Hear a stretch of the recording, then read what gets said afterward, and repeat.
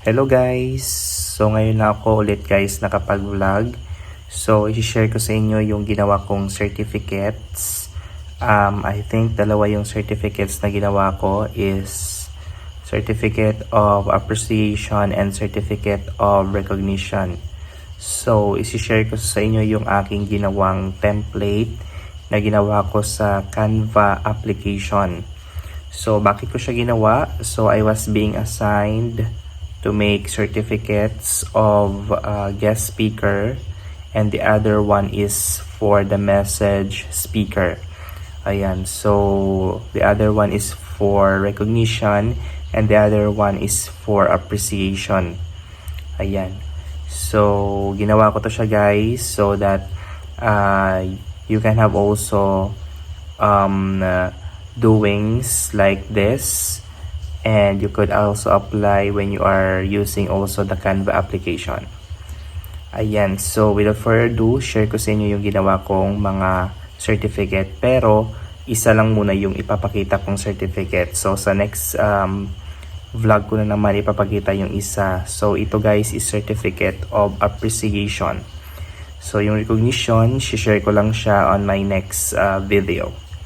Alright, so without further ado, let's go guys. Ito yung ginawa kong certificate mga guys. Ayan, simple lang siya, pero beautiful and pretty yung designs na nilagay ko dito. And also mga guys, pag gumawa ka nitong certificate na ito, it is very time consuming, or dito sa amin is sinatawag na mauti. So if you are doing this kind of activity mga guys, you need to lend your time. Yan, so ito yung aking Certificate of Appreciation na ginawa.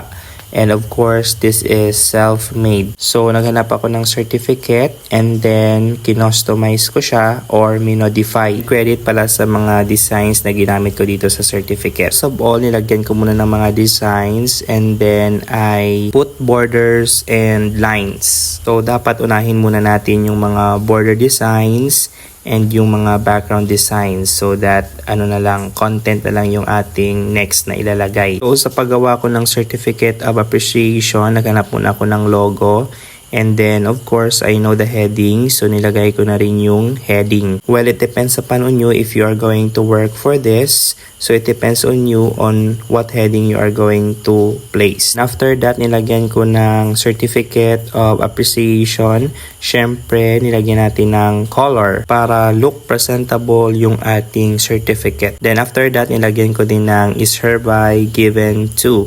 And then, nilagyan ko ng blank there para kung sino yung pangalan ng ating guest speaker, so i-input natin. Then below the name of the speaker, of course, the content of the certificate. Well, it depends upon you if you are going to change or revise the content of the certificate, as long as you know that the content is suited to the speaker. And also put the place where you are going to give the certificate to the speaker or the location, and also the date. What's the role of the speaker in your event, in your program, or an activity? Because that is very important, and you are going to read the content of the certificate before giving it to the speaker. And after that guys, I also put there a line below if whoever will sign the certificate, and then its rank or its title. So I just placed there the PSTS or the Public Schools District Supervisor as an example.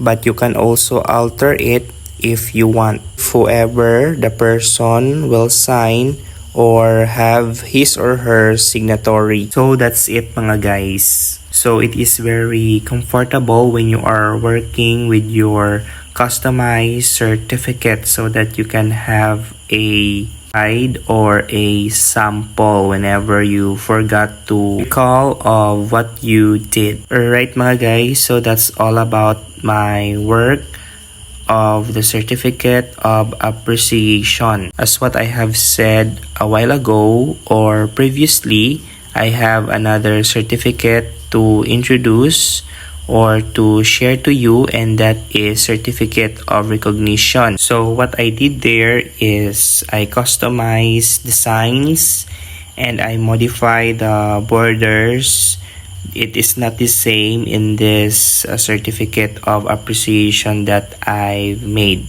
I created another new designs to the certificate of recognition so that they are not the same, and also there are a lot of designs in this application. So this certificate that I've made, I can make use of this to some other related activities or events or programs. And I wrap up, guys, so don't forget to subscribe in my YouTube channel and hit the notification bell so that you are updated of the videos that I'm posting. And I end. God bless, guys, and see you on my next vlog.